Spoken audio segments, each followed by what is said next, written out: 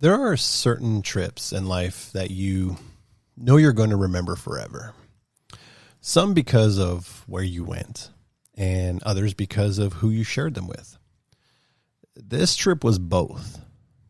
A few months ago, friend Donix, who happens to be Rudy's best man and lives in Oʻahu, Hawaii, asked all of us a pretty simple question. Would you guys be willing to come out to Hawaii for Rudy's bachelor party? I don't think he even finished the sentence, or in this case, me reading the end of that sentence before I said yes. And over the next 6 days, I experienced Hawaii for the very first time. I jumped off a 30-foot cliff, got stung by my very first bee. I saw sea turtles swimming in crystal clear water and realized I kind of knew this already, but I absolutely cannot drink like I could in my 20s. And I created memories with friends that I'll probably be talking about for years. So let's talk about Hawaii.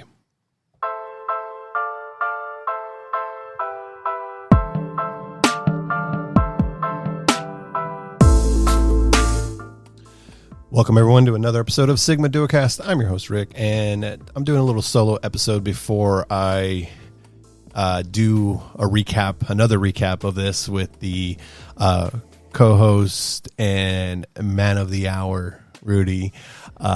So I'm going to give you guys my first thoughts. I just got back from Hawaii a couple days ago. Literally, today's the last day of my vacation, so making sure that I am recording. I got a drink in my hand, nothing too crazy, because you'll learn as I share with you today. I can't drink like I used to. Let me put it this way. I can't hang with a group of individuals that I was with. So, ultimately, I just wanted to sit down while everything is still fresh in my mind, because this was one of those trips where every single day felt different. And, before we begin, I do want to say this.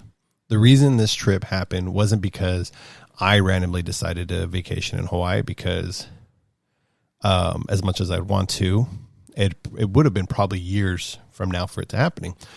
But we were there because Rudy's getting married. And this was his bachelor trip. Very Hollywood, if I do say so myself. Never thought I would ever do anything like this. And I cannot wait for the wedding in a couple months. We'll have content for that as well.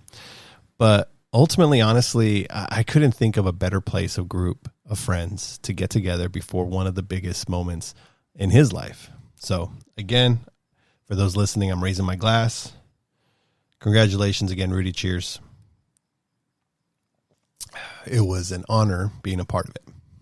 So now, before we get into anything, I should probably put one disclaimer out there. There are stories from this trip that are staying in Hawaii. Because, what happens in Hawaii stays in Hawaii. Others because they simply aren't my stories to tell. So if I randomly say, well, I'll leave that one there. Just know there's probably a very good reason. And I do hope to get some of the people that were on, our group on here, and for them to share those stories, because some of them are pretty funny. So let's rewind a little bit. This wasn't a trip we threw together at last minute. We've been planning this since, I believe, back in March. I had to coordinate work schedules, buying flights, finding a place to stay, transportation, getting everyone on the same page. And there was quite a few people that weren't unable to make it, unfortunately.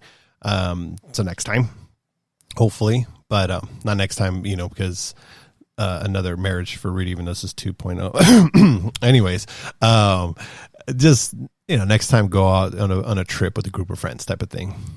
But it's funny because when you're younger, planning a trip is basically, hey, do you want to go? And it's like, yeah. And that's that. But as adults, there's calendars, man. There's pay time off requests, there's budgets, there's life. And let me tell you, man, somehow we pulled it off. Ended up being myself. Obviously, Donix was already there. Rudy, the man of the hour, and a couple other names you'll hear potentially throughout the episode. Because honestly, as we all know, Sigma Doke we're doing no scripts. So I have no idea where the conversation will lead me. I just have a simple outline of a couple bullet points, and we'll see how that goes. So others that were there with us was a friend named Isaac and a friend named Tate. And then another group member came a couple days later by the name of Antonio. So ultimately it was 5 of us and then 6. And we were ready for one unforgettable week. So let's talk about it. So I do want to take a quick sidebar thing when it comes to traveling. And I feel it's something that nobody really ever talks about. And for me, so when I go on trips, whether it's me and my wife, whether it's taking my whole family or anything, I'm usually like the czar coordinator. I'm like the captain, if you will. I'm gauging everything from time to, just figuring out the logistics of things. So it's like, hey, what time are we going to leave? What time are we going to be there? Do I already have this? Do I have that?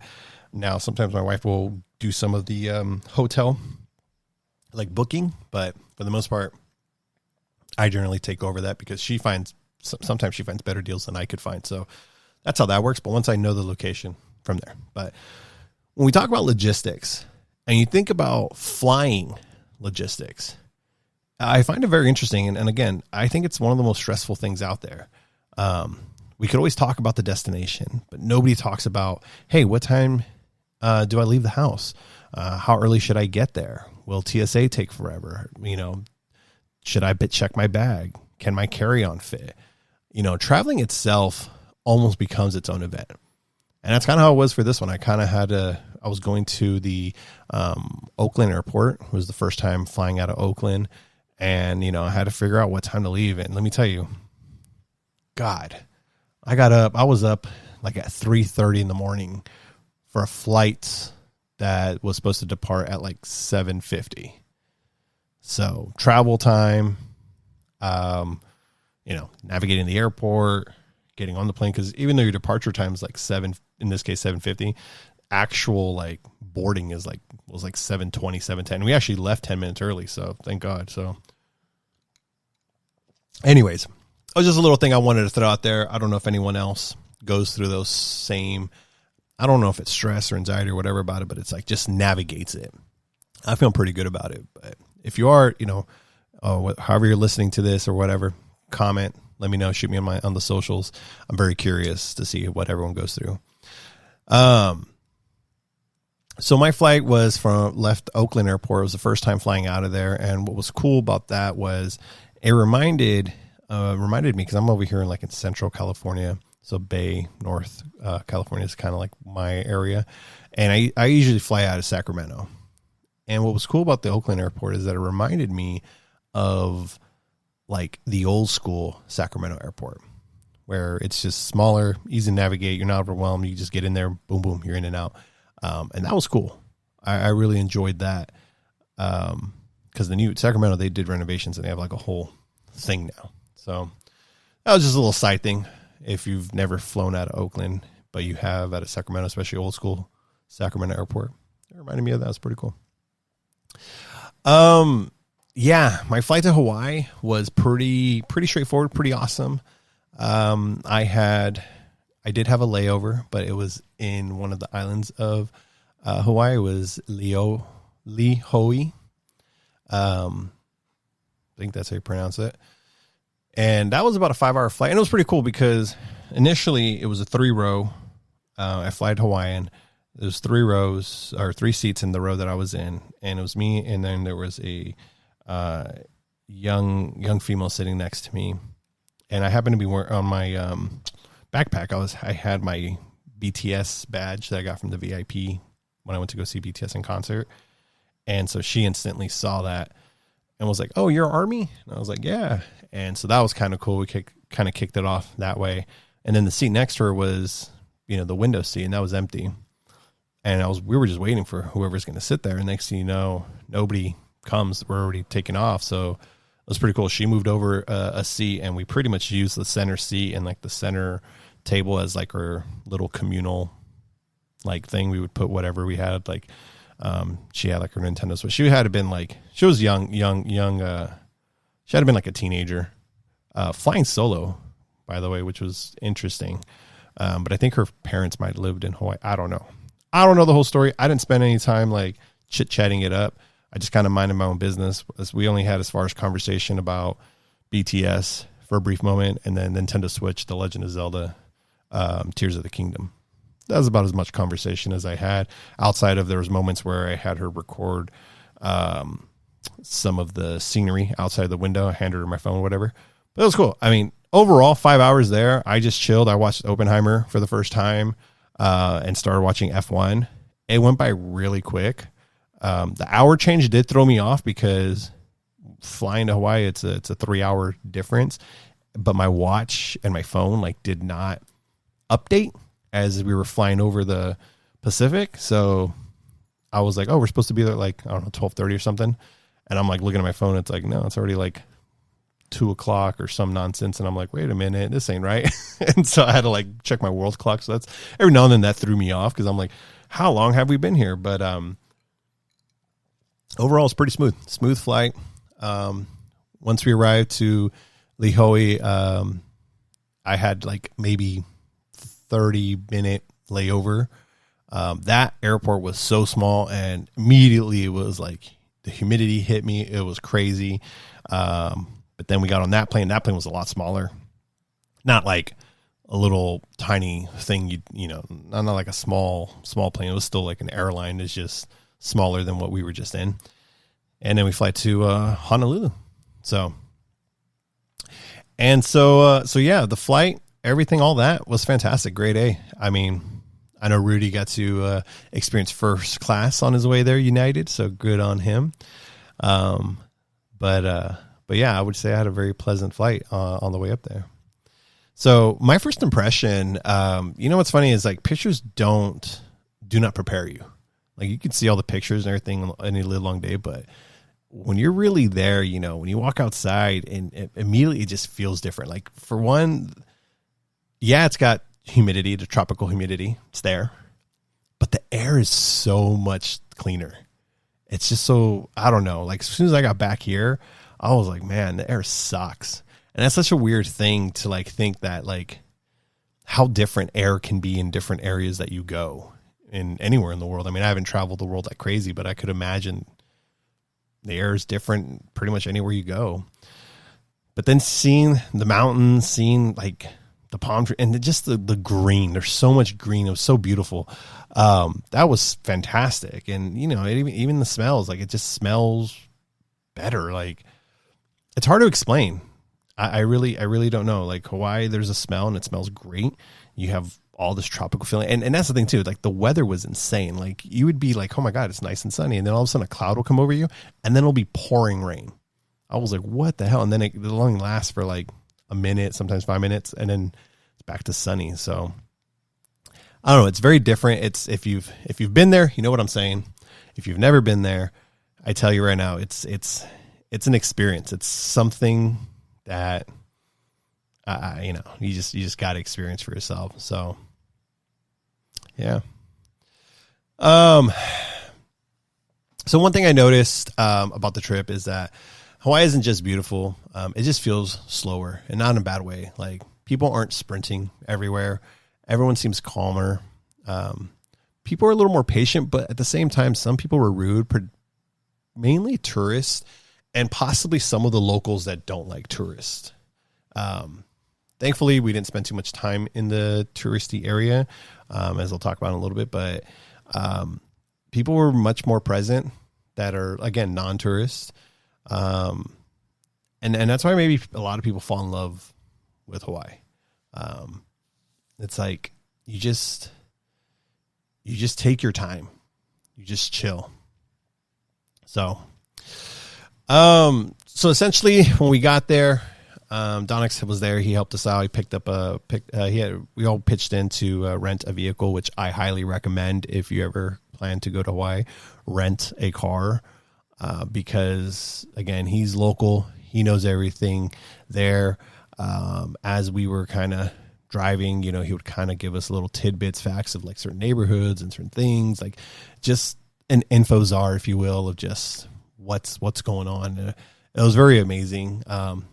In that time, we had to wait for Rudy and Isaac to arrive. They arrived a little later, so we had a chance to go and get something to eat and take a look at one of the beaches. So we headed over to Waikīkī. That's where we stayed. That's where our hotel was, and that is like the predominant tourist location. So if you go to Hawaii and you spend most of your time there, sorry, because that's not going to do you any justice.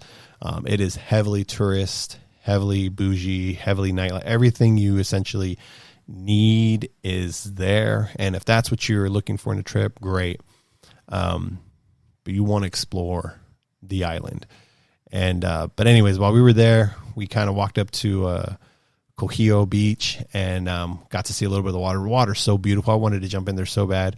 But again, it just triggered those memories. Like, man, I understand why people come here. And in those moments, I really wanted, like, damn, I really want to bring my family to this. I want them to experience this, especially my youngest child. That dude is a water dog. He would love the beach, love the ocean, all that good stuff. Excuse me. So once Rudy arrived, we went to pick him up, went to again, having a local kind of guide us around. It's fantastic. We went to a restaurant called Restaurant 604. Great food, great atmosphere. It's actually located near Pearl Harbor. We didn't have time to visit Pearl Harbor on this trip. It is something that I'm already kind of adding to my list when I do come back, because I do plan to come back. But if you happen to go, I would highly recommend checking out this restaurant. It was really good food. It's right there on a little pier, real private spot. And, it was fantastic. And so one thing that I appreciate about the trip is that nobody was trying to cram 20 things into one day. We had plans, but we also let the trip breathe. Sometimes vacations become so overscheduled. You come home from needing another vacation. So this felt very balanced. Donix did a phenomenal job as far as organizing what we're doing. But I tell you, this is where this was my first defeat on the first day, because as soon as we land and Donix picks us up, let's just say that alcohol was everywhere, and we were pounding them left and right. It was insane. And these guys, I don't know how they can do this to their liver, but these guys, they can drink and be highly functional. For me, I like to get to a point of just feeling good, feeling buzz, feeling tipsy a little bit, a little bit of my loose side of me comes out where I'm a little more, it's just comfortable. The more I drink, the more I think I get to, there's two things that happen. Either when I heavily drink, I pass a certain threshold where either A, I get a little too overconfident, I get a little arrogant, I'm just talking shit, I'm just having time of my life and just whatever. Or I can go the avenue where I just start to just kind of crash out, like I'm really zoning out. And it's really because maybe I'm just too buzzed, like the world's spinning, so I'm trying to calm it down, but it's hard to calm down. It's hard to pull the e-brake, if you will. So there's those two paths that I take. But those two paths always, if I continue, come back to meet in the middle, and they meet the part where you start yakking it up. You start you're effed up really bad, where And let me tell you, people who know me, I absolutely despise, and I will do everything in my power to not throw up. I hate the feeling. I don't know how you guys feel about it. My wife, she'll be like, oh, I'll be back. I'm going to go get sick real quick. We'll go to the bathroom, yak it up, come back out and feel like $1,000,000. I don't know how the hell she does that. I can't do that.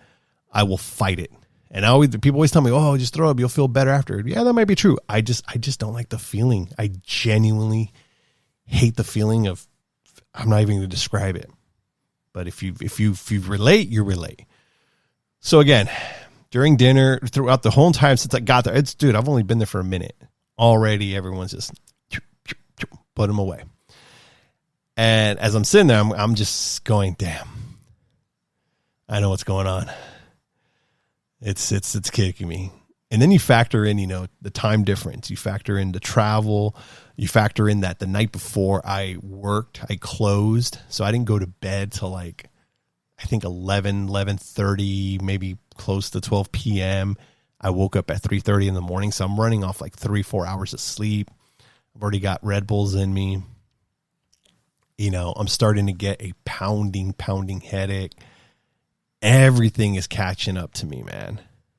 And I basically had to come to a quick decision. And I was making this decision while we were eating dinner. Because again, they ordered like 2 buckets of like Coronas. I had like 6 Coronas or 5 Coronas in there. And they did 2 orders of that. And I started drinking my first one. And I was like, dude, I've already drank like 4 or 5 drinks the moment I've landed, because these guys are just, here you go. So I pretty much had to come to a conclusion. I said, either option 1, I keep drinking, try to keep up with everybody, so I don't look like a bitch, but I'm probably going to end up throwing up somewhere tonight and feeling miserable tomorrow. Or do the sensible thing and say, nope, I'm done. I just want water and I need sleep. So after finish all that, this and that, they're talking about going out for the night, continue partying, what have you. Yeah, I said, I'm out. That's me tapping. I'm tapping out. I'm done. I need my sleep. I need this headache to go away. I do not want to get, I don't want to vomit or anything. I want to be able to not only enjoy myself, but I don't want to be effed up tomorrow morning, because we'll bring that. We'll come back full circle on that a little bit later if I don't lose my train of thought. But yeah, so hey, I didn't care if I was the bitch or probably looked like the weak one, whatever you want to call it. It did not matter. I needed to survive, and I needed to survive the whole week. And if I was going to already get destroyed on the first night, bro, what was the point of all that? I'm not going to remember nothing. I'm going to feel horrible. So I called it. Everyone else stayed out till after midnight. They had their own stuff. I went to bed, and honestly, it was the best decision for me. It was fantastic. I'm very happy. So you know what happened? The next morning, I woke up, and guess what? I felt amazing. So good. And Thursday was amazing because that was the second day, and it completely changed how I see Hawaii. It completely changed everything on that aspect. So I felt great. Now, let me take a quick pause here because I need to refill my drink. But we'll continue this story in just a sec. Let me play this little intermission for you.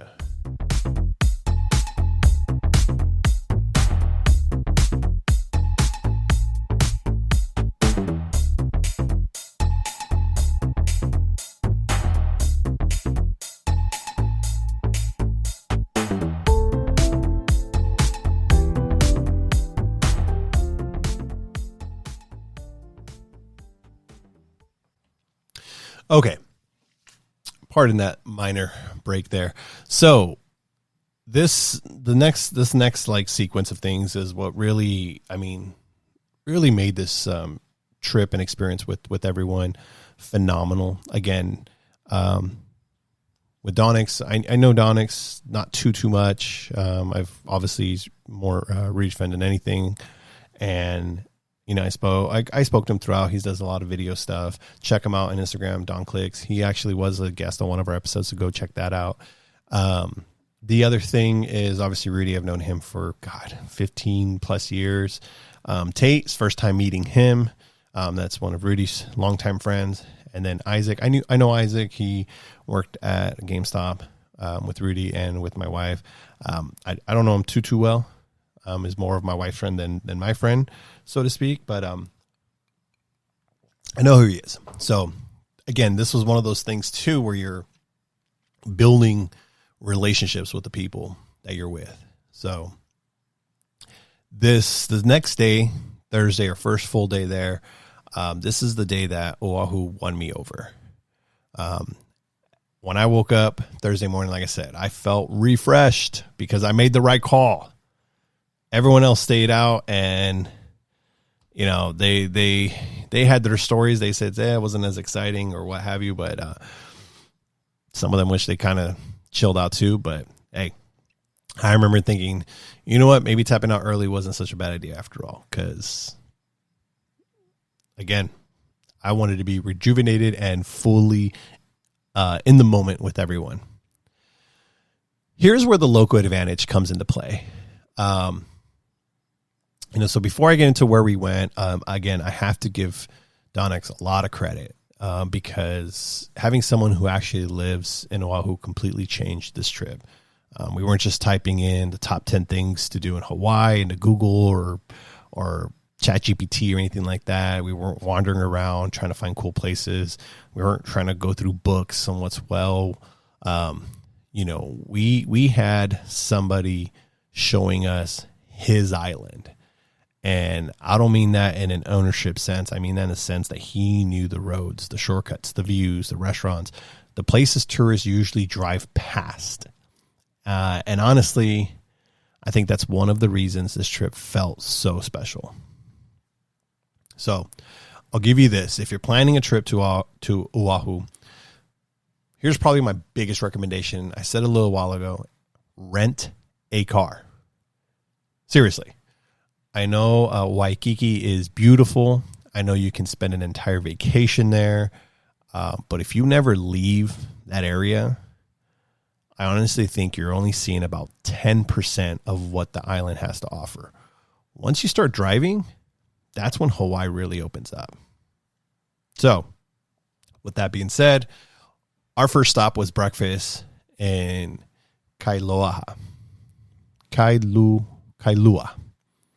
I'm going to try to get these things right. I want to be respectful, but also want to make sure I'm pronouncing everything correctly.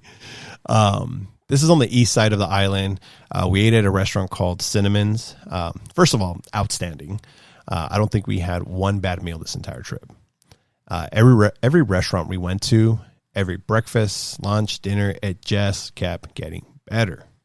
I don't know if food tastes better in Hawaii, or maybe you're just happier because you're in Hawaii. Probably both. It's one of those things where like you could eat the same meal, but if you're in a crappy mood, you can get the same meal, eat it in a crappy mood, and then get that exact same one, eat it in a happy mood. It's probably going to taste a lot better if you're happy. It's one of those things. So great food. Definitely check them out if you're ever there. If you haven't already, of course. The drive was phenomenal. Like we drove around the island, and honestly, I didn't expect this part because some of my favorite memories weren't even like the destinations that we arrived. They were the drives between them. We had music playing, which was it was phenomenal choices. We were all joking because Donix still uses Pandora. Who uses Pandora? But anyway, hey, good on him because man, the playlist that thing was spitting out, fantastic. Really set the vibe. We brought the Bay Area West Coast vibe to Hawaii, along with obviously some reggaeton with Bad Bunny and even just tropical reggae music. You name it, man. The jams were rocking. Good selection of music.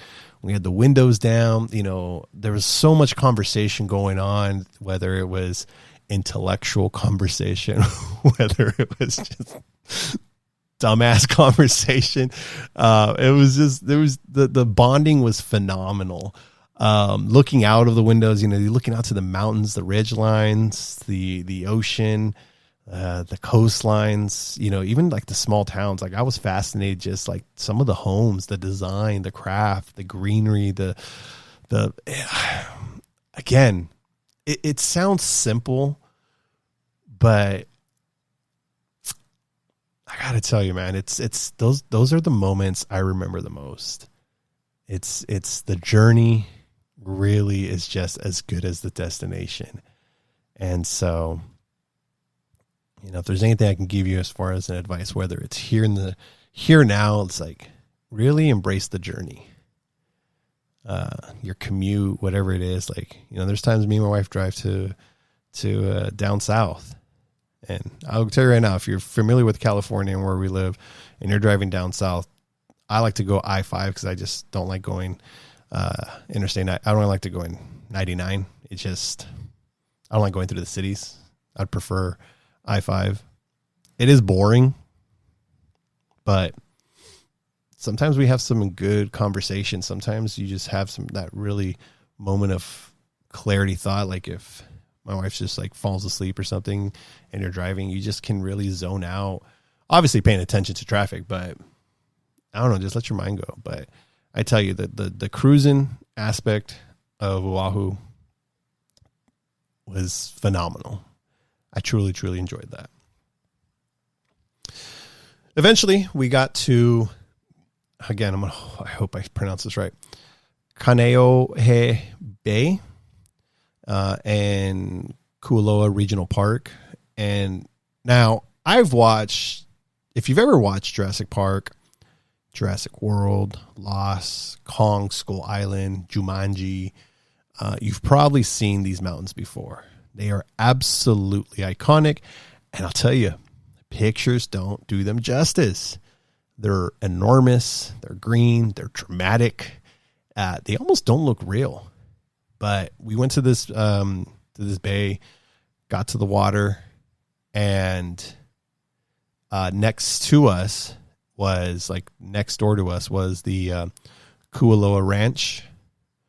And this offers movie tours where you can actually visit the film locations from Jurassic Park and a dozen other movies, as I already said. We didn't have time for this on the trip. But again, like I said earlier, for Pearl Harbor, this is already on my list. Next time I go, we were just like out on the bay next to it. And, you know, it's funny because, you know, how many places exist that you've technically already seen through movies. Then you finally stand there in person and your brain is just has this weird moment where it says, wait, I've been here before. Obviously you haven't, but somehow it feels familiar. I mean, that's how it feels when you're standing there. We get to the water and I tell you, the beaches are amazing. Every beach that you go to is different. With this one, the water felt so warm. It was crazy. Like I went about knee deep. I didn't go too far because all of a sudden it was like crazy drops and your feet, it just sinks in the sand. Like you'll take a step and you just like get absorbed. It's not like, I'm not saying it's like quicksand. I've never experienced quicksand, but like you just like, it's crazy. But the water was so warm. It was so beautiful. It was so like super light blue. I wish we spent more time there, but we had another destination to get to. But if you ever go to Hawaii, or if you've already been, great. But if you haven't, or next time you go, try to hit up as many beaches as you can. So that way you can get a feel of how different they are. Because they're all very different. After that, we continued driving around the island, which eventually brought us to Waimea Bay. We went to the beach, and I'll tell you, this beach, wow. Absolutely beautiful. And again, one thing I noticed immediately, every beach feels different. Different color, different temperature, different waves, the atmosphere. Everything is different. It's not just, hey, a beach is a beach. Not in Hawaii. Everything's different. excuse me. And, yeah, there's a lot of people, there's more people in this one than the other beach, a lot of people in the water. I'd rather come here again if I go I'm not gonna say if, because I know I'm going to go again, than being in like a tourist beach. So again, get yourself a car and go. One of the cool things that, we got to experience, not only were we out in the water with our drinks, because again, we're just pounding drinks on the dry. It's a thing. That was insane. But one of the cool things was that right next to where we went, again, strategic from Donick. So he said, go this way, go to the rock. There was a jumping rock that they have there. You have to climb it. You jump into the ocean. And again, when someone says, hey, let's go jump it, let's go jump off that, immediately you think, absolutely, that looks like fun.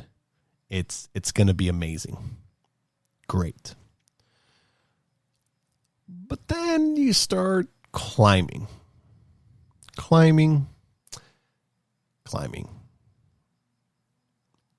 And eventually you get to the top. And for me, that's when reality hits. Because if you don't know this about me, I'm not a fan of heights. I do have a fear of heights. On top of that, I'm also afraid of ocean water, more like deep ocean water. So when I get to the top, I'm all sitting there confident, like, yeah, I'm up here, I'm ready to go. And there's so much people around. All right. Where do we jump off of? There's a couple different spots. This one, okay, let me go walk over there, walk up to the spot, and you're looking over you're never supposed to look down, man, when you're heights. I look down and I'm like, oh shit, this is pretty damn high. So then that adrenaline kicks in. Then you get the fear adrenaline kick in. And you're like, that water kind of seems far away. You're over there in the water watching people jump, and you're like, it doesn't look crazy, man. It's about a 30-foot drop. It's nothing. I'm jumping in the water. I'm going to be all right. I tell you, man, it takes all the confidence in the world to sit there and be like, all right, it's going to be easy. I'm going to do it. I just have to do it. And guess what? I have to jump.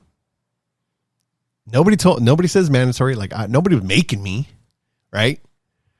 But there is a thing called social pressure. You had all these people on top of the rock, because it was a big rock. A lot of people up there jumping and waiting their turn. People on the beach, onlookers, motivating you. I mean, people watching you. I got my peers, my group there. There was absolutely no way I was going to be climbing down that rock. I'm not going to give that walk of shame for myself. So, social pressure being real, fear of deep ocean water with decent little waves that were hitting that area. Heights, again, about 30 feet up. At the end of the day, I just said to myself, in my head, honestly, I said, you know what, dude? First thing was Debo from Friday. Stop being a bitch and come on. And then was, fuck it. If I die, I die. I don't give a fuck. Let's go. So I took 2 big steps, make sure I get away to clear the rock. I absolutely hate water going in my nose, so I jump, immediately plug my nose, because again, I hate water. So I jump, plug my nose, I'm in the air, and it's hard to describe. Those that experience it might know. But you have a moment of just being terrified. maybe for like a second or two. You're just like, shit, I'm in the air. And you feel that the water is so far away from you. But then, splash. You're in the water. I don't remember if I actually touched the ground. I think that's how deep it was. Like, I didn't actually get to touch the ground. But all your momentum is pushing you down because of the velocity that you're dropping in. As soon as that slows you, the water slows it down. You just kind of spring up. Takes a couple seconds to get to the surface. You're alive. You're laughing. The group you're with, hell yeah, cheering you on. Maybe some other random strangers, same thing. And then the funny thing happens. You go, damn, let's do that again.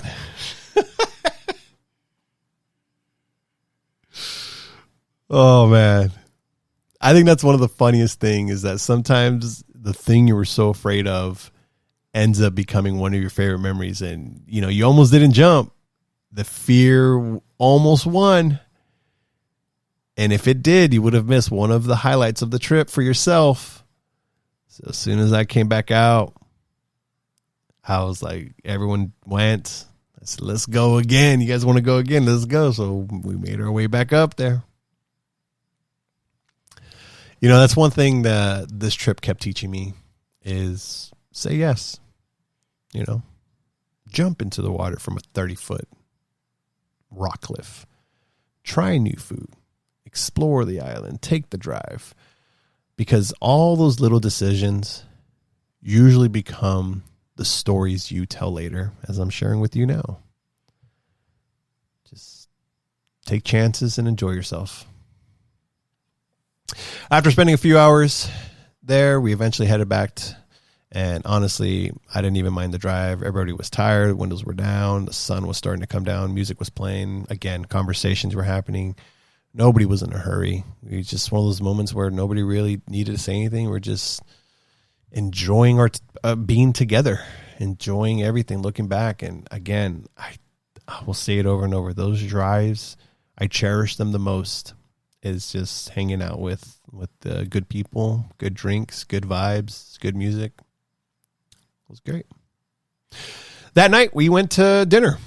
We went to Earl's Kitchen and Bar in Waikīkī. Once again, fantastic food. And by this point, I was starting to notice a trend. Every meal became another excuse to sit around the table and laugh, retell the day's adventures, make plans for tomorrow. That's, again, I can't stress it enough. That's what I loved about this trip. It wasn't just about where we went. It was slowing down long enough to actually enjoy each other's company. Because the next thing we did was even more of that. We went after dinner. Donix had another surprise for us. He took us to a hidden speakeasy called Room 38. If you like whiskey or cigars, this place has such a cool atmosphere. It doesn't feel like you're in the middle of Waikīkī anymore. It feels like you've stepped back in time. Dim lighting, great drinks, a relaxed vibe. It's one of those places you probably wouldn't find unless someone local told you about it. And I'll tell you what, I might have came back with a bad habit because now I'm looking at cigars. I don't smoke. I don't. I'll have the once in a blue moon occasional cigarette with my brother, older brother. That's kind of it, really. I don't do anything else. But having a cigar, chilling, the vibe, drinking, again, conversation, amazing. Just amazing. One of my favorite moments of that entire night. After that, we wrapped up our night at Sky Waikīkī, a rooftop bar overlooking the city. Incredible view, great atmosphere. And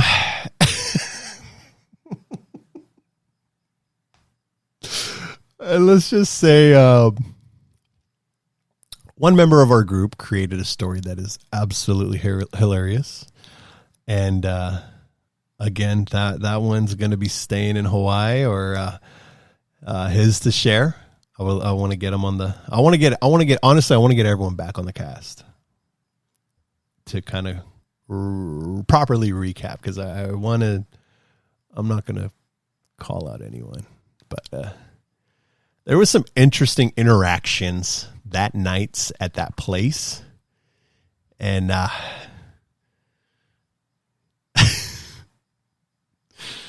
from a questionable female to a questionable couple to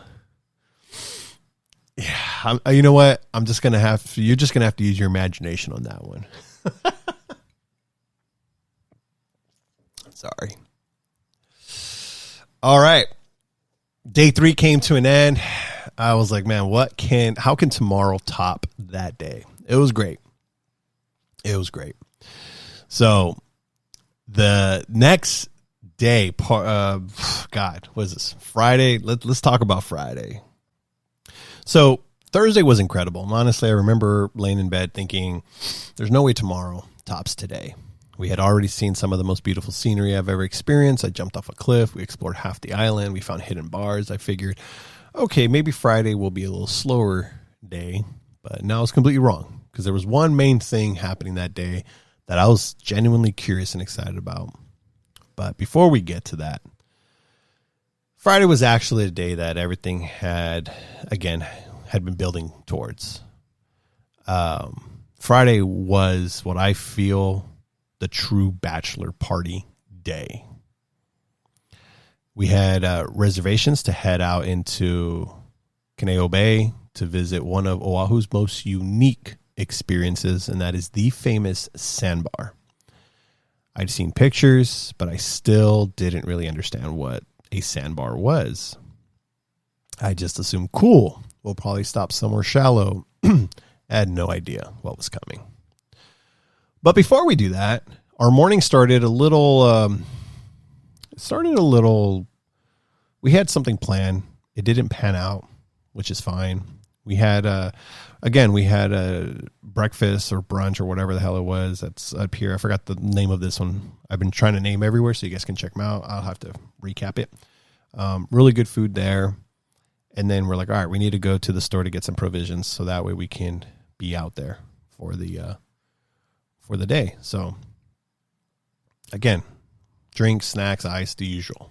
So we stopped at a store. We went to Walmart, and on our way out, we're getting into the vehicle. I know the guys will, this is a highlight. If going to bed early makes me a bitch, I guess this part can possibly be another one. But for me, I don't care when it was said. I thought it was dying. As we get into the vehicle, where everyone's getting ready, I felt a very sharp sting on the middle of my back. I get in the chair. I'm in the back seat. My back kind of like touches the back of the chair and then pushes away, because I'm putting drinks in the cooler we have in there. And I'm like, oh. At first I was like, oh, what the hell? I was like confused. I'm like, what the hell's behind me? It felt like just like a normal prick. I was like, what the hell? And then I felt it again, but even more. And I was like, oh. And so I reached out back there with my hand and I grabbed something, and I come around and I'm looking at my between my fingers, and all I see is black, fuzzy, and like goo. I immediately flipped out. I jumped out of the car. I popped open the door and I was like, what the hell? Something attacked me. What this? Everyone was like, what's going on? What's what? It was for them, it was one of those. It reminded me, I don't know what movie it was, but it's like one of those movies. You know what? It was probably Pineapple Express is what I'm thinking of, when they're out in the woods and like James Franco is like, oh my God, what is that? What is it? And Seth Rogen's like, what? What is it? What's going on? What are you doing? And he has no idea what's happening because this dude's just panicking, and then it's run off. That was their reaction. They were all Seth Rogen, because they just see me jump out. I'm in full panic mode because I have no clue what just stung me. I saw black and fuzzy. My first thought was maybe a spider, some big spider. I don't know. I really don't know. I was like, they're like, what's going on? And I'm like, something bit me, something stung me. I don't know, dude. And like immediately, thankful, Donix works at Kaiser. So he's got knowledge. Right. And I'm like, he jumps out and he's like, dude, what's going on? And I lift my shirt and I'm like, dude, what? Something stung me this. And so he's looking at my back and he's like, what? And he's like, I don't see it. And then he's like, oh, wait. And everyone, that's when I noticed something went down because all of them, because, the other guys, they're still in the car looking out and they're like, oh, shit. Yeah, dude. Like we can see like your swelling or whatever. And I'm like, what? And so, I think Isaac was sitting next to me. So he's looking and he sees it's a bee. Like he sees half of the bee. And I'm like, fuck, I just got stung by a bee. I've never been stung by a bee. This is, I was going to say a number right now, but I don't want to sound old. I'm in my mid to late 30s. We'll say mid 30s. And this is the first time I get stung by a bee. And I didn't know. So again, Donix to the rescue, knowing everything, he immediately just starts asking me questions like, can you breathe? Have you been stung before? Do you know if you're allergic? Do you feel dizzy? Like all these questions, trying to get me.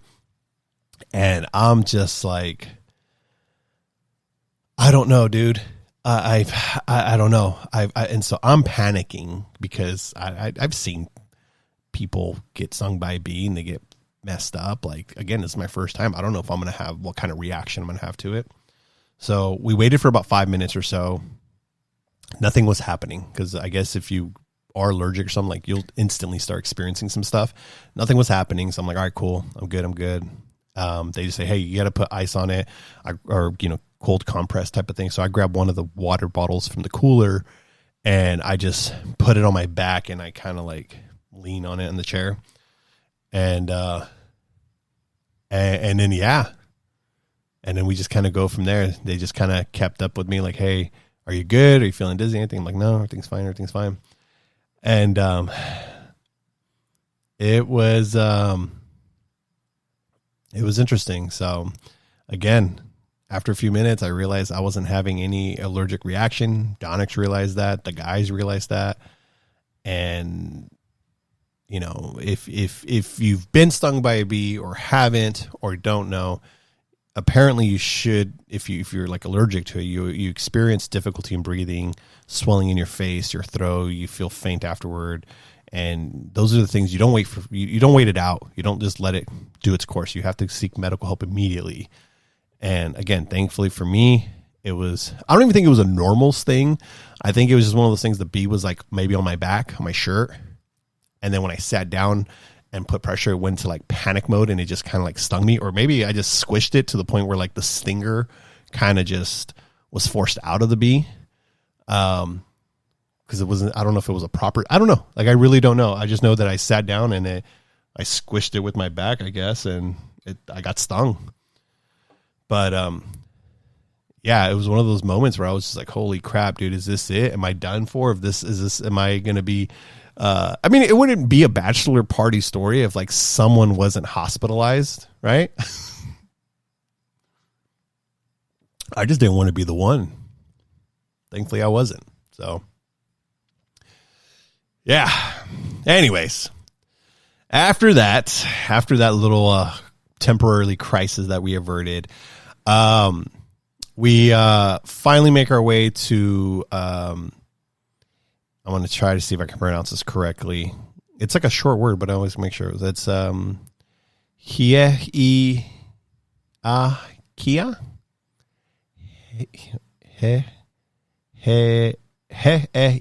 Kia Harbor. I probably said that completely wrong. I do apologize. Anyways, we boarded on a boat and we started making our way out into Kāneʻohe Bay.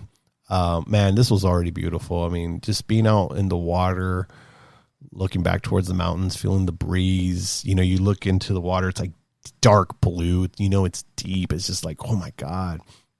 And again, it's just one of those moments where you stop talking for a minute and you just take it all in. Just embrace the scenery, embrace nature. And then something really cool happened. We went from, I was very focused like on the water and everything. It was very dark blue. Like it scared me, right?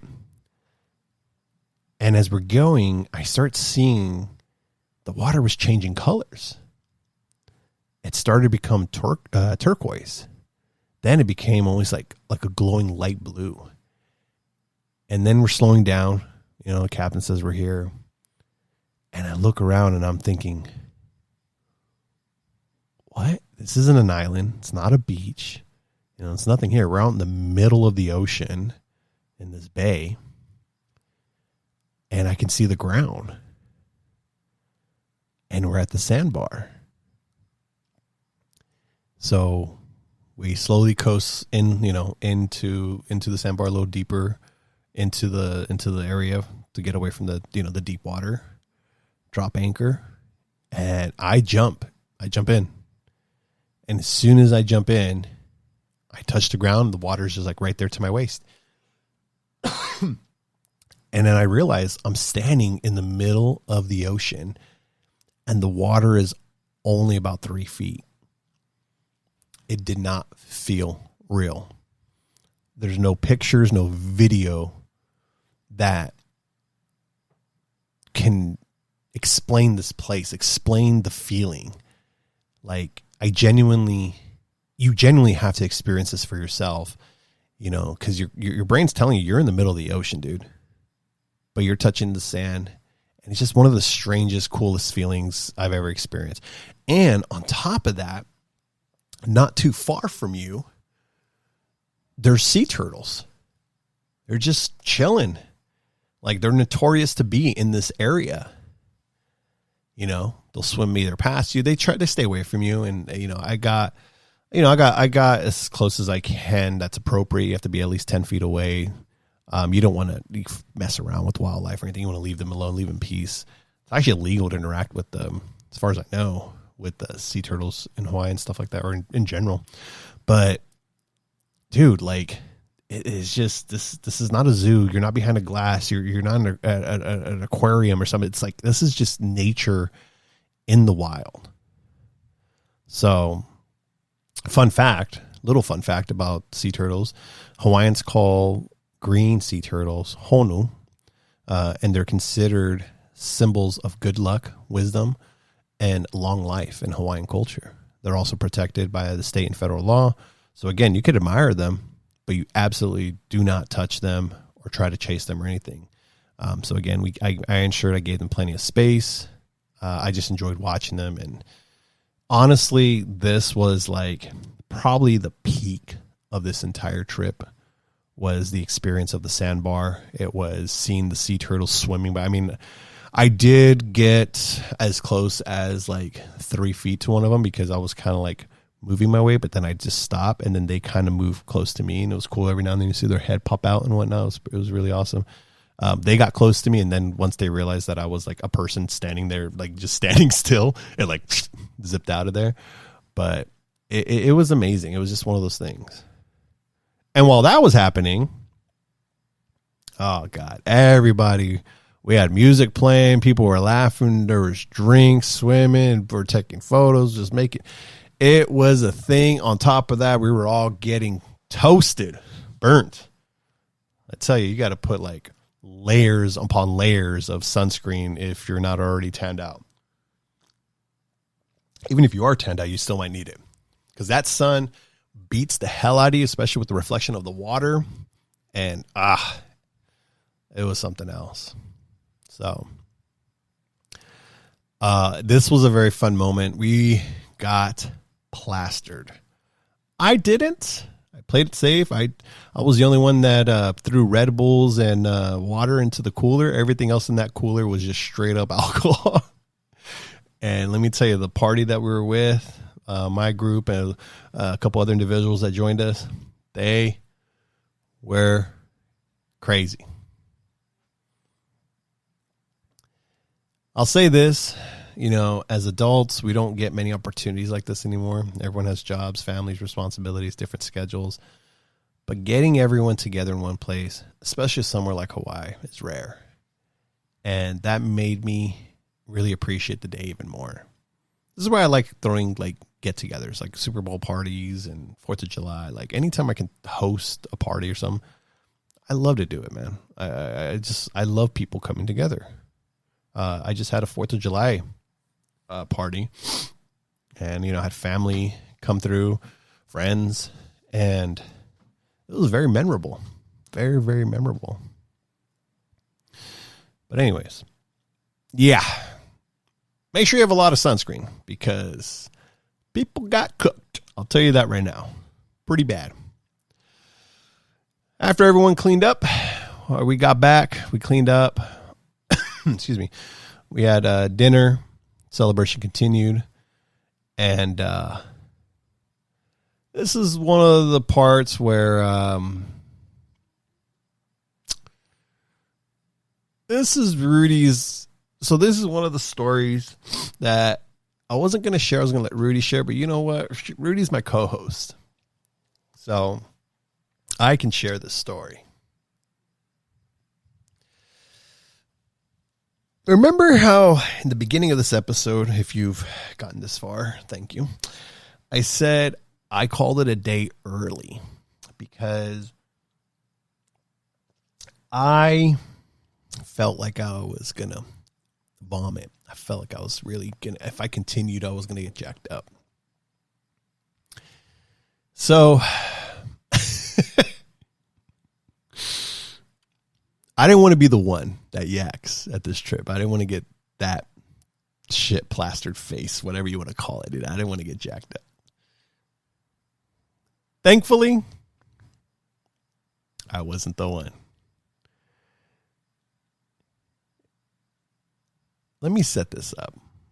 So out in the sandbar, Rudy was having a great time, drinking like there's no tomorrow. On the car ride back, I feel I know Rudy pretty decently. I've seen him get drunk before.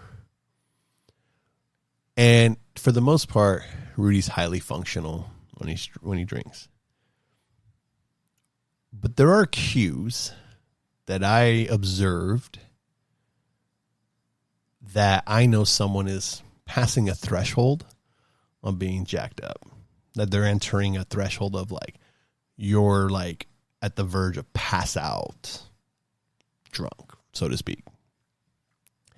And hey, man, listen, he was having the time of his life. It was great. But to me, not everyone else didn't realize this. They didn't think about it. They didn't think he was, but I knew. And anyways, on the drive back, there was just some behavior stuff where I was just like, bro, you're gonzo, bro. You're gone.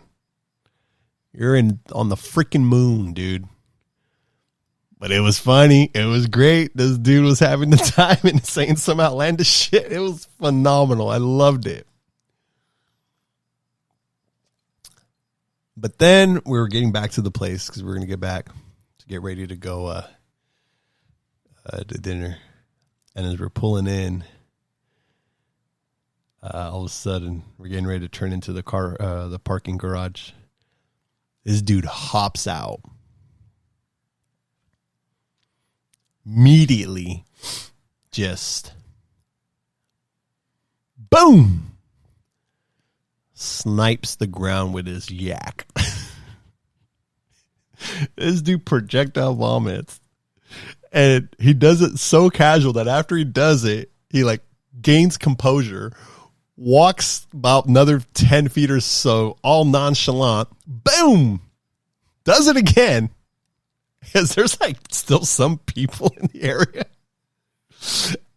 And he makes his way to like the bushes and we're all just like, holy. We're like, what the hell? Oh my God. It's going to live in my brain. And Donic's mad because we didn't record it. And I was going to, but I didn't want to do that to my boy, man. But I should have. I really should have. Damn it. It was funny. It was great. We'll talk about. I'll have him on the. He'll be on another episode. We'll talk about it. But anyways, we get into the room, man, or this dude, like, he's out there. Finally gets his composure. He goes back in. Actually, no, we had dinner. I take that back. We went to dinner, and when we're at dinner, this dude was still pounding drinks like there's no tomorrow. This was on the way back from dinner because the plan was after the dinner was to go to a dance club in Chinatown. And I was already like, nah, dude, I'm tapped. I'm not doing that. I'm not going to go out again. I'm tired from the sun. I'm tired from the sandbar. That's it. I'm just going to stay back because my personal plan was initially to like, hey, I'm going to call it a night. You guys go have your fun. I'm actually going to do some laundry because I already went through like half my clothes that I brought. Thankfully, the place we were staying has a washer and dryer. I had bought some of those Tide Pods earlier in the week when we first got there. And I actually had intention to go back to the cigar lounge, room 38, because I was like, dude, that was such a cool experience. I want to go have another cigar and another drink. So that was my plan. But when we were coming back from the dinner, that's when Rudy crossed that barrier. So once we finally went back to the room, he laid down and he said, I'm out, man. Take me out, coach. And he was laying in the bed, still laying down like Dracula. And then Donix and Tate and Isaac were reading him his last rites there. And I was like, yeah, I'm done, dude. I'm staying. So they all went out. Rudy stayed because he was done. So I stayed because that was my initial plan anyways. But then I just wanted to make sure he was all good. And I washed my clothes and everything. And yeah, dude, it was great. But I'll tell you what, I'm sitting there, Rudy's in the room, he's passed out, and I'm sitting there. I'm watching TV, I'm going through my phone here and there. I pull out my Nintendo Switch. I was playing a little bit of game, and I'm sitting there doing laundry. And I was thinking to myself, I'm like, man, this is probably the most adult thing I've ever done on a vacation. Let alone solo, let alone on a bachelor party week or whatever. But you gotta do what you gotta do, man. Even though I'm on vacation, man, I'm a very I like to stay clean, man. I like clean clothes. I like showering every goddamn day, dude. Like I don't know, man. I just like clean. But this was great, man. The one thing I liked about that night was that I got the chance to slow down. Everybody experiences vacations differently. Some people want to go nonstop, which, hey, more power to you if you can hang. Others need little moments to recharge, and that's okay. And this trip wasn't about trying to prove who could stay awake the longest, who can outdrink the most, all that stuff. It was about being present for the moments that mattered. And Friday had already given me enough memories to last a lifetime, so I just needed to call it a day. And so, yeah, that was the end of that day. And I tell you, it was something else, man. And it was definitely something else. So by the time Saturday morning rolled around, I think everybody was feeling it. Not in a bad way, just, we had been going nonstop for 3 days. Beaches, driving around the island, long nights, drinks, sun, more drinks. Yeah, Saturday definitely became our recovery day. It was a slow morning, and honestly, I think every vacation needs one of these days, especially if it's like more than 4 or 5 days. It's the kind of day where there's no rush. Nobody has anything. There's no alarm setting. There's nobody saying, hey, come on, guys, we got to be here. We got X amount of things to do. Everyone kind of wakes up, grabs some coffee, tells stories from the night before, and eases into the day. And looking back, I think we needed it because I tell you, the sun destroys you, especially if you're not staying hydrated and you're just constantly drinking. And so one thing I realized as I've gotten older, I actually enjoy vacations that have breathing room. When I was younger, I wanted every minute scheduled, wanted to make sure I'm doing something. I wanted to maximize everything.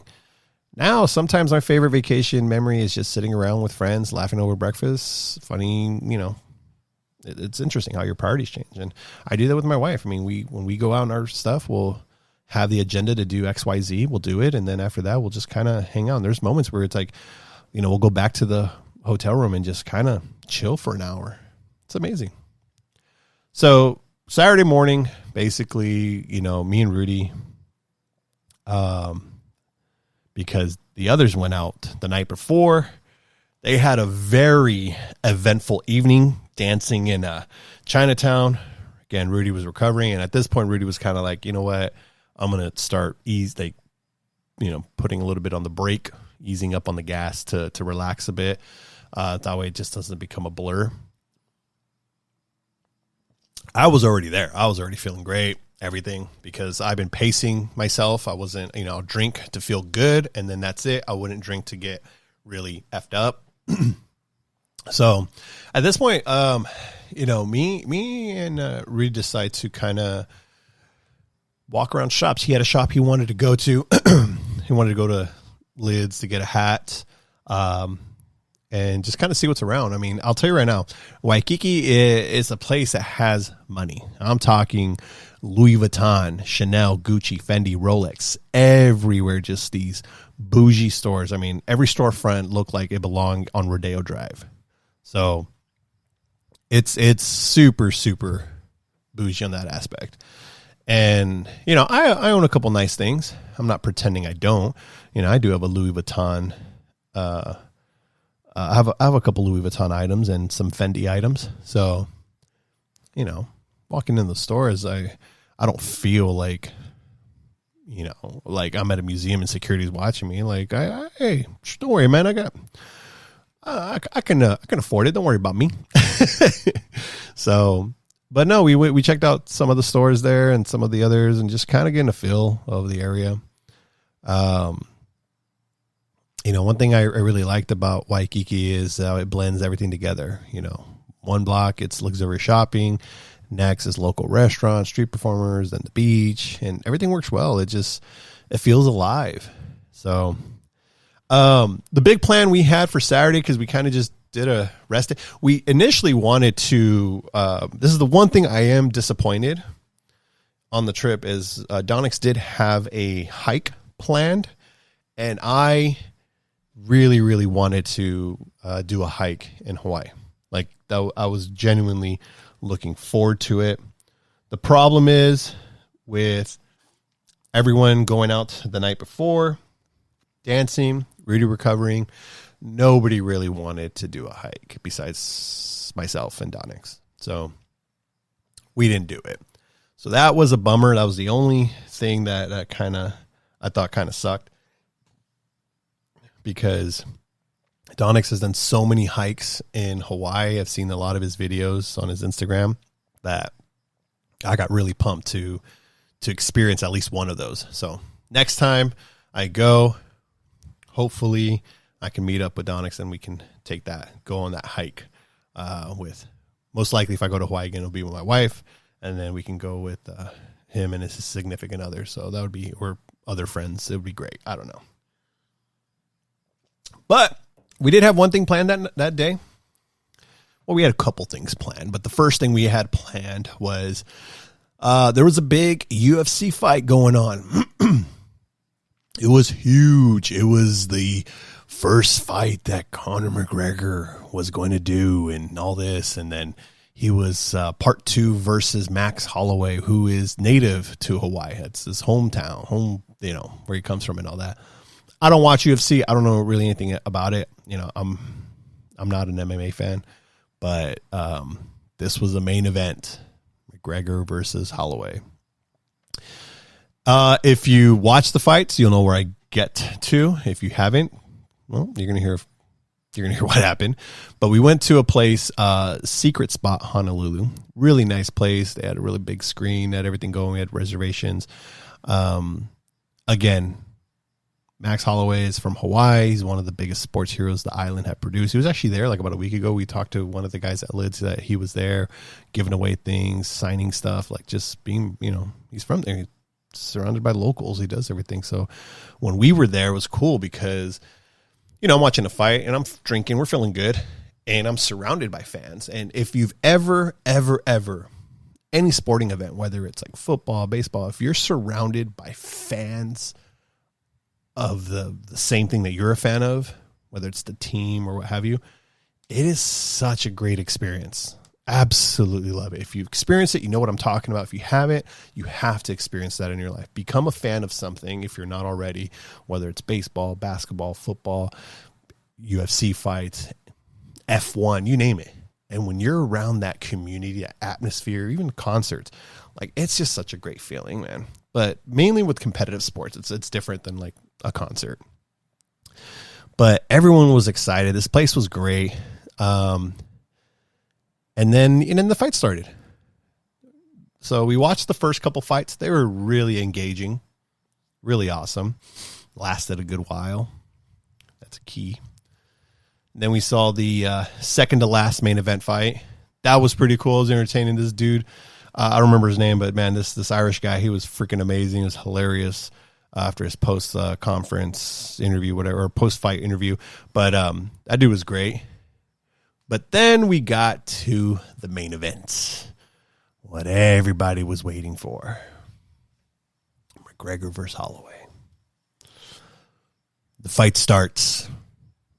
Conor McGregor goes for this crazy little Street Fighter air kick thing that he does. He lands weird, drops to his knees. Holloway moves in. A couple punches, couple blocks. McGregor gets back up, goes for another kick, but he slips. He falls to the ground. Something's up. What the hell's going on? He gets back up, goes, fights a little bit, throws some punches, blocks. Goes for another leg sweep, drops. And this is where you see him grab his knee. And that's pretty much all there was to it.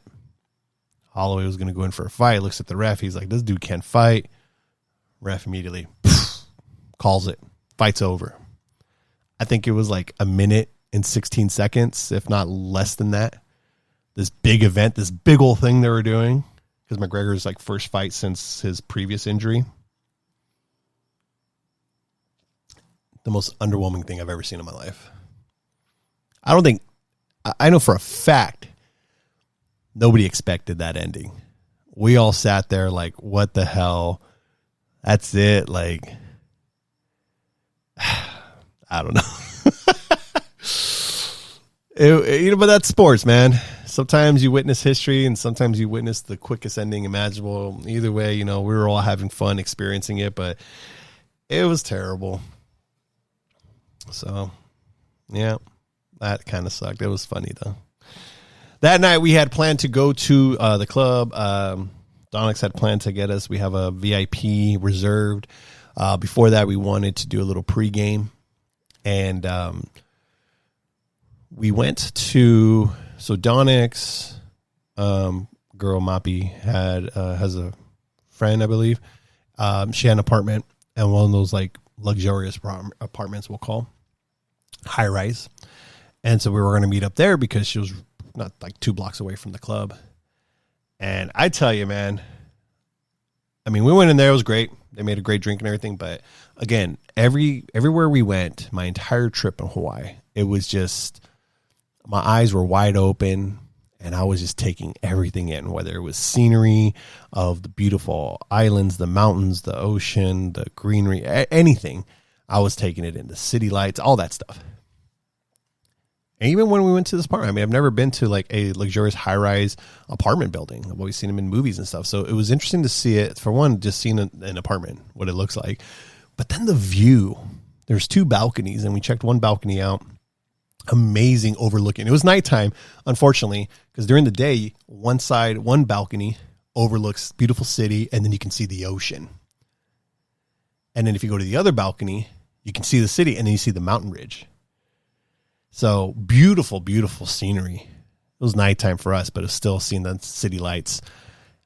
it was just amazing, man. I took some photos, but I'm like, again, never pictures don't do it justice.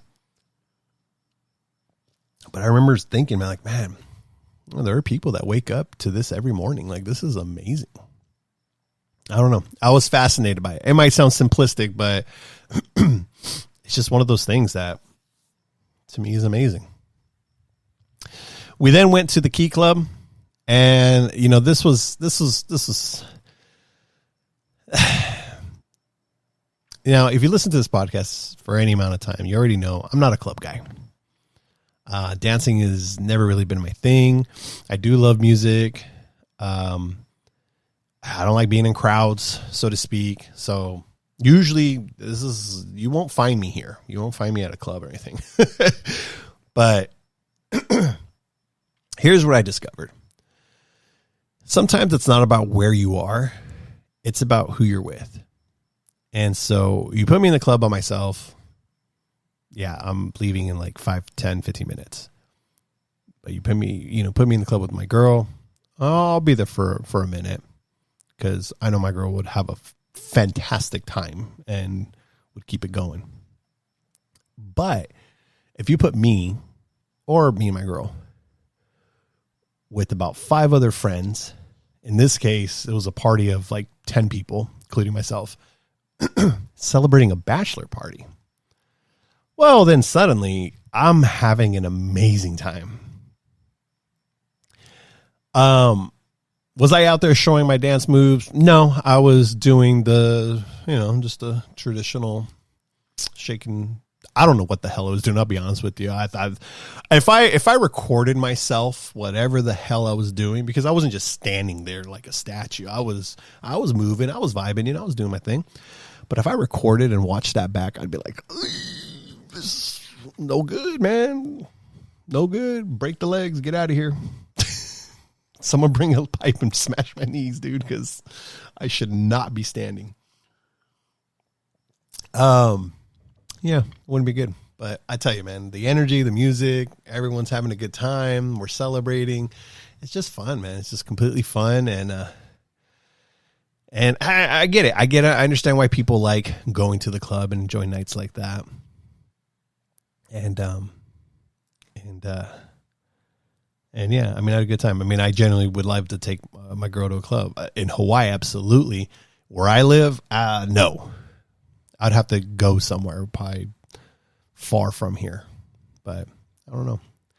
I'll tell you right now, there was, I could probably share about 3 to 4 stories, if not more, that happened that night, even after the club, but I'm keeping those to myself. Or it's not my story to tell. So if I ever get some of the people that were there on here and they want to share, hey, great, but we'll leave it at that. But I'll tell you what, man, at one point during the night, I caught myself looking around and everybody was laughing, talking, having a good time. And, I was just remembering to myself, like, this week has gone by fast. We had been planning this trip for months. And suddenly we were already talking about flying home in a couple days.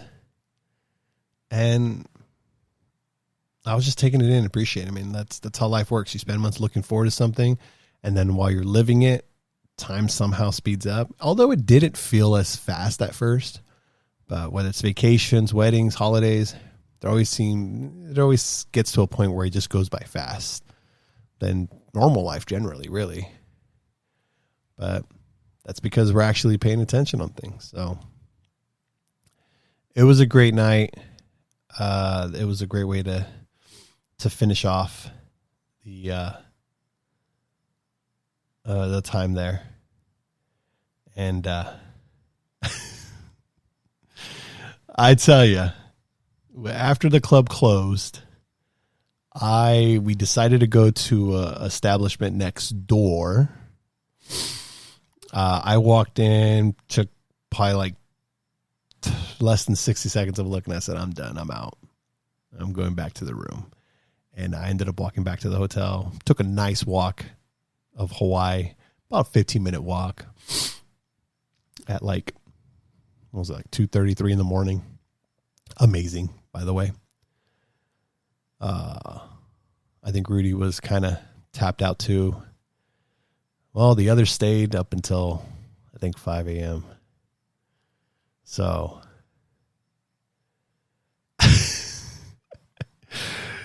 let's just say the final day, Sunday, a good majority of the squad was donezo. So I don't know, man.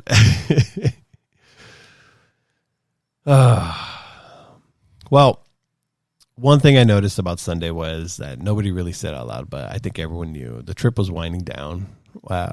We had one more full day together, one more opportunity to experience Oʻahu, and one more opportunity to celebrate Rudy before everybody scattered back to their normal lives. It's kind of bittersweet. You know, again, you spend months looking forward to something, then suddenly you're already talking about packing your suitcase. Sunday was definitely another recovery day because, again, some of the guys stayed out until almost the crack of dawn. Which, hey, I respect, man. Do your thing. That wasn't for me.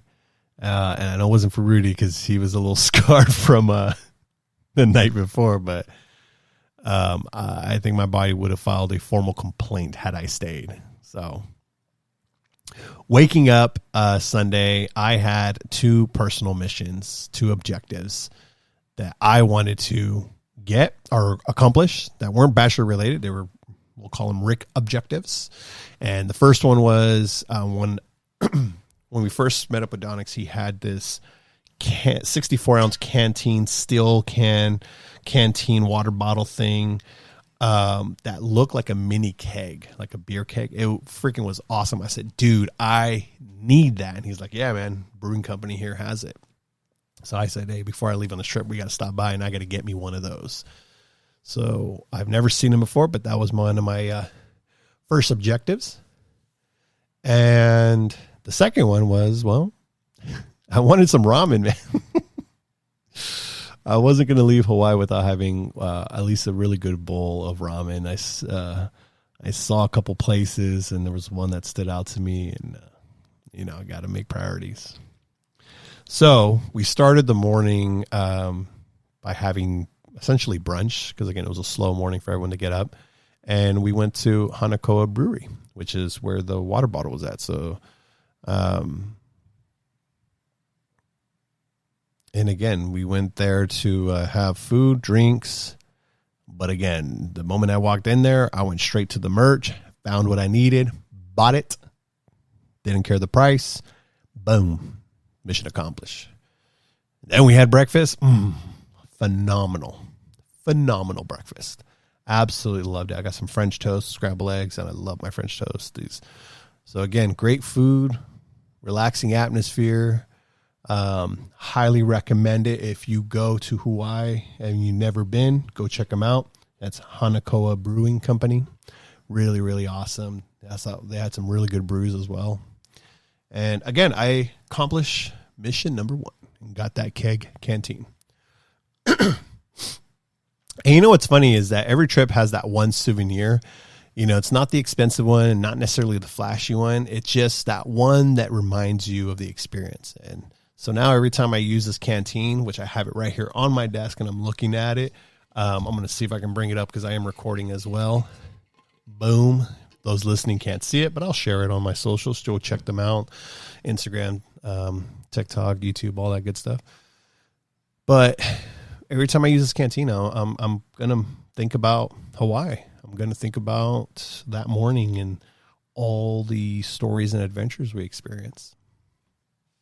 So that day, the only thing we had planned was a barbecue at a local friend's house of Donix and Rudy's Marine buddies.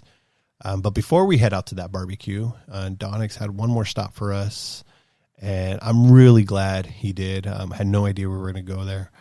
And we went to No'oano Pali Lookout. I hope I said that right. But this place was absolutely breathtaking. You're standing hundreds of feet above Oʻahu, windward side, looking out over Kāneʻohe Bay, Kailua, the mountains, ocean, everything. again, pictures don't prepare you for this. The wind alone almost takes your breath away. And I mean that literally. I did a little bit of research. Also, Donick shared it with us while we were there because he knows his history. I did a little research after the fact. And so this place isn't just beautiful. It has an incredible story.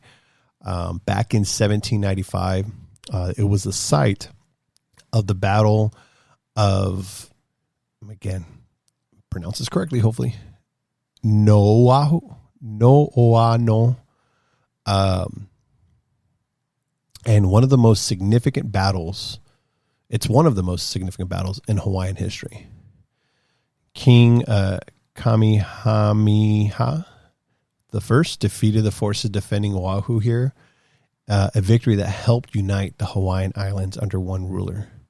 Standing there looking out over those cliffs, knowing that so much history happened in that very place you're standing, it gives the location a completely different feeling. On top of that, there's some local ghost stories surrounding Pali. And if you ever look them up, there are a lot of legends tied to that area. I'll actually have to save those for another episode. But let's just say that Hawaii has no shortage of fascinating folklore. Yeah, with that whole battle, there was like a whole thing where people were thrown off the cliff and stuff. Like it's something else. And I love me a good ghost story. And so I'm going to look into that. And again, I'll probably do an episode later on. I'll actually see if I can get Donix back on, see if he knows, reach out to him because again, I love me some ghost stories. But that's something I really appreciate about this trip is that we didn't just see beautiful places. We learned about them. You know, every beach, every overlook, every town has a story. And that's what turns sightseeing into an experience. So after that, we headed to one of Rudy and Donix's marine friend's house for a barbecue. And wow, this is one of the best barbecues I've had in a long time. It was great food, great people. We played some darts, just sitting around talking, laughing, sharing stories. There wasn't anything extravagant about it. It was just exactly why I enjoyed it so much. It just felt genuine. It was very genuine. And thankfully, I think the friend's name was Luis. He shared the recipe for his the barbecue he made. I'll be trying that out and be shooting that out to them, seeing if I was successful with it. But I got to say, man, like I really just want to say to if obviously everyone that went and those that I met there, if you happen to be listening, I just want to say thank you to everyone who welcomed us. The hospitality is something you remember. When people you've never met treat you like you've known them for years, that sticks with you. It made Hawaii feel less like a vacation destination and more like a place where people genuinely enjoy sharing their home. It's just an incredible and different feeling. After that, we made it back home or back to the hotel. We're getting ready to go because Rudy had to go to bed because he has to get up be at the airport 5 a.m. So him and I stayed with Donix and Rudy. So they were winding down and I still had one more mission though. I had one more mission. I had unfinished business. Mission number 2, I needed my ramen. So I walked over to Ramen Nakamura, ordered some fried rice and a mini Tokyo ramen bowl, sat there by myself, ate one last meal. And honestly, it was exactly what I wanted. It was great. It was really good. If you've never been there, go try them out. Again, cool experience. After I ate, I wasn't quite ready to go back. I kind of wanted to walk off the food a little bit. So, and I always like to see a beach at night. So I walked down to the beach by myself. It was pretty dark. A couple hooligans here and there, and then some normal people roaming around. But most of the people were gone. City lights were behind me. The ocean was in front of me. And I couldn't really see much. It was pretty damn dark, kind of scary, but all I heard was the waves, which is beautiful. I could hear everything, the sound of water rolling onto the shore over and over again. It was very peaceful, very peaceful. And then I noticed something in the sand. There was this tiny little crab digging a hole in the sand. It would disappear in the ground and then come back out carrying sand. And then it just throws it away, just launches it. And then it goes back in over and over again. I got to be very honest. I probably watched this little crab for like 10 minutes, which I know sounds ridiculous, but in that moment, I wasn't thinking about work, bills, emails, responsibilities, that fact that I was leaving, that like I thought of nothing. I was just present in the moment, watching nature at its finest, listening to the ocean and watching this little crab dig out, build its little cave, appreciating where I was. And I think sometimes we spend so much time trying to capture moments that we accidentally miss them. You know, our phones are amazing, our pictures are amazing, videos are amazing, you know, and I took plenty, including the little crab guy. But I'm really glad I gave myself a moment where, you know, after I did record the little crab for a little while, I put the phone away. I put everything away. I turned off my music. Well, I had like one little earbud on the side. I put that away. Everything, all technology was put away. And I was just there. I was just taking it all in. Finally, Monday came around. It was return day. Packed our bags, said our goodbyes, headed to the airport, and had a very pleasant flight back. And just like that, trip was over. And I tell you, funny how 6 days can feel like both a lifetime and in a blink of an eye, it's gone. So, what did I learn? Well, first, Oahu completely exceeded my expectations. I expected beautiful beaches. I got history, incredible food, amazing scenery, adventure, culture, and experiences I'll never forget. Second, rent a car. Seriously, if you're ever planning on visit Oahu, get out of Waikīkī. It's fantastic there, but the island has so much more to offer. Third, if you're lucky enough to know someone who lives there, let them show you their Hawaii. That's the version you'll remember. And finally, the biggest takeaway wasn't actually about Hawaii. It was about friendship. Life changes. People move. Careers happen. Families grow. Schedules get complicated. The older we get, the harder it becomes to get everyone together. That's why this trip meant so much. It wasn't just a vacation. It was 6 days where the only thing that mattered was spending time with people who have been part of your life for years. We went to Hawaii because Rudy is getting married. We were there to celebrate him. And I honestly can't think of a better way to do it. Rudy, again, congratulations. I'm honored to stand beside you on your wedding day as a groomsman. I'm looking forward to September. Donix, if you're listening, thank you for opening your home to us. You didn't just show us the tourist attractions. You showed us your island, and that's something I'll always appreciate.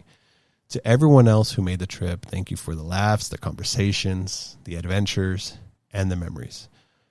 Because at the end of the day, that's really what this podcast has always been about. Authentic conversations, real experiences, no filters. And this trip was exactly that. Until next time, mahalo, and I'll see you all on the next episode.